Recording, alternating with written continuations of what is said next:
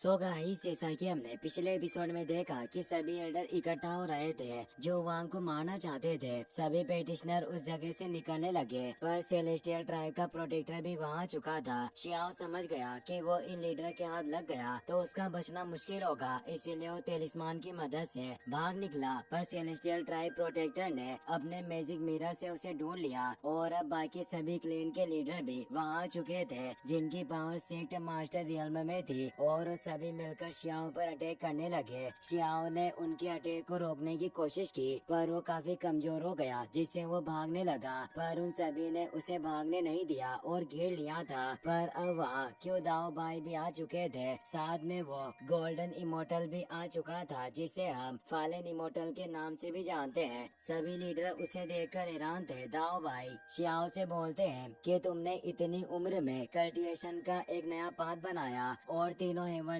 Energy stand को हासिल कर लिया, जिससे ये सभी क्लेन के लोग तुम्हें मारने की कोशिश कर रहे हैं। वाकई तुम मेरे स्टूडेंट होने के योग्य हो। अब हम दोनों इन सभी लोगों का ख्याल रखेंगे। तुम यहाँ से जा सकते हो और आराम करके अपने गाँव को ठीक करो। गोल्डन इमोटल भी कहता है कि वांग वाकई तुम काफी अमेजिंग हो, और अब ये बात साबित हो जाएगी कि इस दुनिया में सिर्फ मैं ही अकेला नहीं हूँ जिसने इमोर्टिलिटी हासिल की है। जल्दी तुम भी मेरी जनरेशन में से एक बन जाओगे। शियाओ इसके लिए उसे तेज कहता है, पर अब वहाँ इमोर्टल पैलेस का सेकंड जनरल सुप्रीम भी आ जाता है जिसकी पावर भी सेक्ट मास्टर लेवल पर होती है। वो बोलता है कि दाओ भाई तुम एक दुष्ट प्राणी हो। जब तुम्हारा वो सुप्रीम पैलेस नष्ट हो गया तब मैंने तुम्हें नहीं मारा और जिंदा छोड़ दिया, पर आज तुम स्ट्रॉन्ग हो चुके हो, इसीलिए तुम हम सभी पर अटैक करने की हिम्मत करना चाहते हो। सेलेस्टियल ट्राइब का प्रोटेक्टर बोलता है कि एक कानून विहीन व्यक्ति है जो सभी कानूनों को तोड़ता है। इसने मेरे सभी डिसिबल को मार डाला, इसीलिए अब हम फ्यूचर में कभी भी इसके डिसिबल को एशियन इमोर्टल में जाने की अनुमति नहीं देंगे। क्यों दाओ भाई उसका मजाक उड़ाते हुए बोलते हैं कि पिछली लड़ाई में मैंने तुम्हारा सिंह तोड़ दिया था। मैं देख रहा हूँ कि वो फिर से उग आया है। अब स्वॉर्ड सेक्ट का मास्टर भी अपनी स्वॉर्ड को बाहर निकालते हुए कहता है कि तुम दोनों मिलकर हम सभी सेक्ट मास्टर को रोकना चाहते हो। वाकई तुम खुद को काफी ज्यादा आते हो। आज चाहे कुछ भी हो जाए पर हम तुम्हें जाने नहीं देंगे। दाओ भाई बोलते हैं कि तुम्हें किसने कहा कि मैं इस जगह से भागना चाहता हूँ। मैं तो लड़ना चाहता हूँ। तुम सभी लोग पापी हो जो कमजोरों को धमकाते हो और हमेशा मेरे शिष्यों को मारने की कोशिश करते हो, इसीलिए मेरे डिसिबल ने तुम्हारे सभी वंशजों को मिटा दिया। इसमें कोई बुराई नहीं है। तुम्हें तुम्हारे कर्मों की सजा मिली। तुमने जो बोया है तुम वही पा रहे हो। तुम लोग इस हद तक गिर गए कि मेरे डिसिबल को मारने के लिए तुम सभी ने हाथ मिला लिया। बस मैं अभी सिर्फ एक चीज के लिए आभारी हूँ कि मेरा डिसिबल तुम्हारे हाथों बच गया और अभी भी जिंदा है। इमोर्टल पैलेस का सेकंड जनरल कहता है कि तुम्हारा सुप्रीम पैलेस काफी वक्त पहले गिर गया था और अब सिर्फ तुम ही बचे हो। आज तुम्हारा डिसिबल भी यहाँ है और आज हम तुम दोनों को ही खत्म कर देंगे, जिससे तुम्हारे पूरे वंश का ही नामो निशान मिट जाएगा और तुम्हारी सुप्रीम डोजो की विरासत भी खत्म होगी। क्यों दाओ भाई हंसने लगते हैं और बोलते हैं कि तुम सिर्फ इस बात पर अकड़ दिखा रहे हो क्योंकि तुम लोग संख्या में ज्यादा हो। पिछली बार भी तुमने ऐसा ही किया था और मुझे और मेरे मास्टर को घेर लिया, फिर भी तुम मेरे वंश को मिटा नहीं पाए। पर मेरे मास्टर मारे गए जिससे मेरे डिसिपल ने इसका बदला लिया और तुम सभी लोगों के युवा पीढ़ी को मार डाला और एशियन इमोर्टल में मौजूद उनकी आत्मा को भी नष्ट कर दिया। अगर तुम लोग कहना चाहते हो कि मेरा सुप्रीम पैलेस गिरावट में है क्योंकि मेरे पास एक डिसिबल है, तो अब तुम्हारे इमोर्टल पैलेस की सिचुएशन भी ऐसी हो चुकी है। इसकी वजह ये थी क्योंकि सभी सेक्ट के डिसिबल शियाओ के हाथों बलि चढ़ चुके थे। इमोर्टल पैलेस के सेकंड जनरल को काफी गुस्सा आता है और वो दाओ भाई पर अटैक करने लगता है, पर इमोर्टल अपनी एनर्जी से उस अटैक को रोक देता है और बोलता है कि क्या तुम्हें लगता है कि यहाँ दाओ भाई अकेला है? जाओ और अपने लीडर को यहाँ बुलाओ। तुम अभी बच्चे हो,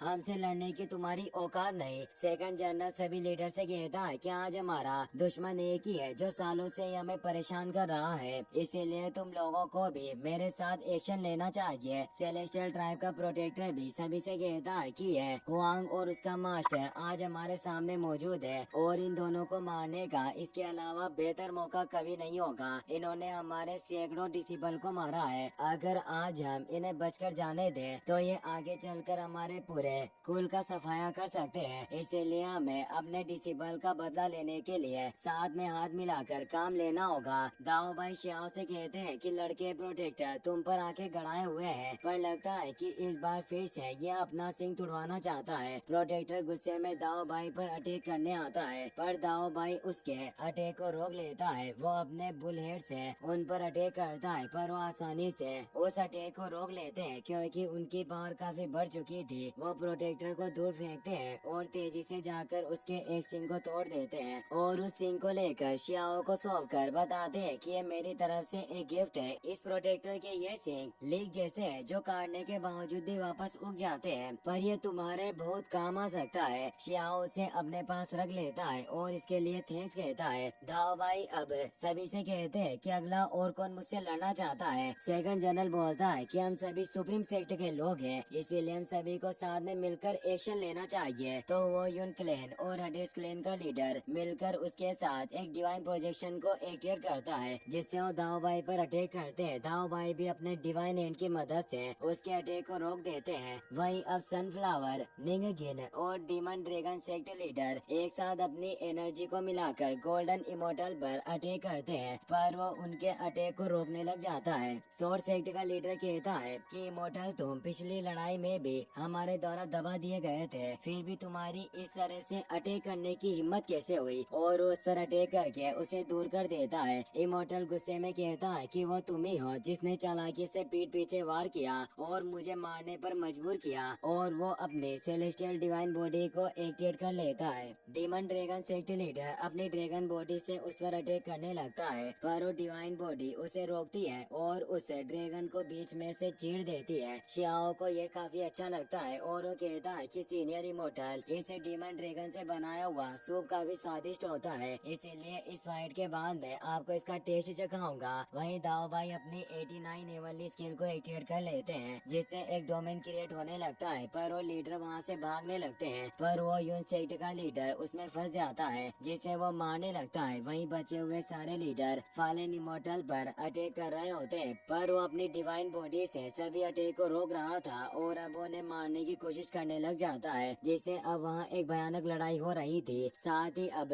वहाँ दाओ भाई की मदद के लिए एक और लीडर आ चुके होते हैं। शियाओ को याद आता है कि वही सन की लीडर है जिनसे वो इमोर्टल एशियन के वक्त रैंकिंग बेस ढूंढते वक्त मिला था, और अब उसे पता चलता है कि वो फालेन इमोर्टल की सेकेंडरी बॉडी होती है। शियाओ उन्हें देखकर रेस्पेक्ट देता है, पर अब ये बात सेकंड जनरल और बाकी सभी को भी पता चल गई थी। वो कहता है कि जब एक बॉडी मर जाती है तो दूसरी बॉडी की वजह से मरी हुई बॉडी वापस से पुनर्जीवित हो जाती है, इसीलिए तुम अभी तक जिंदा हो। वाकई मुझे तुमसे डर लग रहा है क्योंकि प्राइमरी और सेकेंडरी बॉडी दोनों यहाँ है, पर तुम मौत की तलाश में हो जो दोनों यहाँ आ गए। अगर हमने तुम दोनों बॉडी को मार दिया तो तुम पूरी तरीके से खत्म हो जाओगे। शियाओ परेशान हुआ सोचता है कि भाई इमोर्टल ने मेरे बचाव के लिए अपने दोनों बॉडी को यहाँ बुला लिया। इमोर्टल कहता है कि क्या मेरी दो बॉडीज को मारना बच्चों का खेल है? अगर तुम मुझे मारना चाहते हो तो ये तुम्हारी क्षमताओं पर डिपेंड करेगा। देखते हैं कि आज कौन किसे मारता है। टेम्पल सेक्ट का लीडर कहता है कि मैं जानता हूँ कि तुम्हारे पास कुनफेंग टेक्निक है, पर इस कुनफेंग टेक्निक को पहले ही हमारे द्वारा दबा दिया गया था। वो इन बातों से अपनी एक एनर्जी को आसमान की तरफ भेज देता है। हेवन वाइस क्लेन का लीडर भी कहता है कि आज हमारे पास मौका है तुम्हें पूरी तरीके से खत्म करने का, इसीलिए हम इस मौके का जरूर लाभ उठाएंगे। और अब वो सभी लीडर एक साथ अपनी पावर को मर्ज करने लगते हैं। लीडर लेवल का एक म्यूजिकल फॉर्मेशन एक्टिवेट हो जाता है, जो एक बार एक्टिवेट होने पर पूरी तरीके से सील कर देता था, फिर उस जगह से कोई भी बाहर नहीं निकल सकता, और अब वो फॉर्मेशन उस पूरी जगह को कवर कर लेता है। सनफ्लावर सेक्ट लीडर कहता है कि भले ही आज डिवाइन कुनफेंग यहाँ आ जाए, फिर भी तुम कहीं नहीं भाग सकते, और उस पर अटैक करता है। इमोर्टल उस अटैक को रोकते हुए कहता है कि अगर डिवाइन कुनफेंग यहाँ होते तो तुम लोग अभी तक यहाँ नहीं रहते। सॉर्ड वैली का लीडर कहता है कि दुर्भाग्यवश डिवाइन कुनफेंग मर चुके हैं, वैसे भी वो प्रीवियस एरा में हमारे पूर्वजों द्वारा एक पराजित प्रतिद्वंदी था। सेकंड इमोर्टल कहते हैं कि तुम बस कुछ सुपर सेक्ट के लोग हो, फिर भी ऐसी बातें करने की हिम्मत करते हो, और वो सिर्फ अपनी एनर्जी से ही उन्हें दूर करके बताते हैं कि अगर उस युद्ध में पिछले कुछ जीवित बचे राक्षसों की भागीदारी नहीं होती तो तुम्हारे सेक्ट के लोग आसपास की जगहों पर परेशानी का कारण नहीं बनते, तो कभी भी डिवाइन कुनफेंग नहीं हारते। शियाओ सोचता है कि क्या ये जो बातें कर रहे हैं क्या वो सिन ब्लड लाइन से संबंधित है। हेवन वाइस क्लैन लीडर कहता है कि हमें इसके साथ बहस करने में वक्त जाया नहीं करना चाहिए। आज ये सभी खत्म होंगे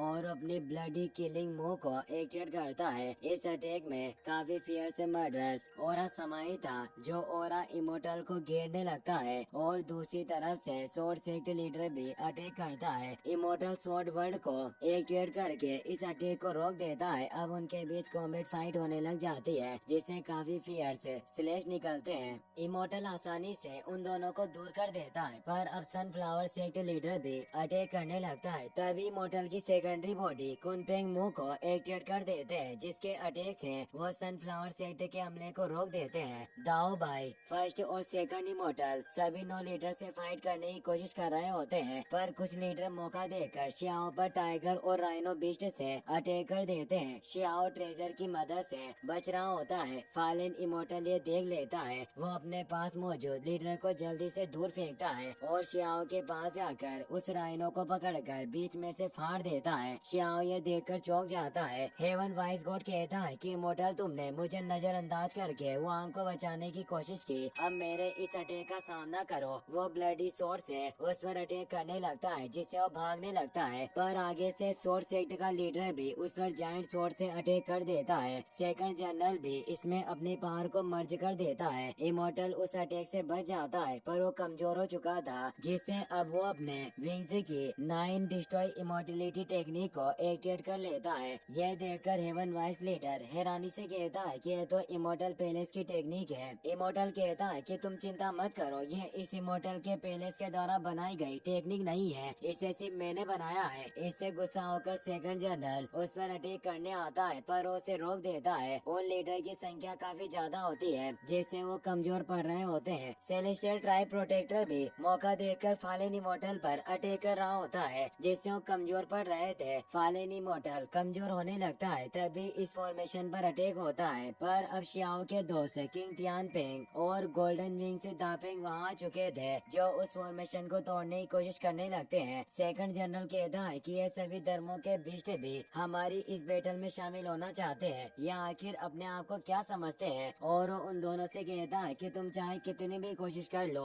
पर तुम अंदर नहीं आ सकते।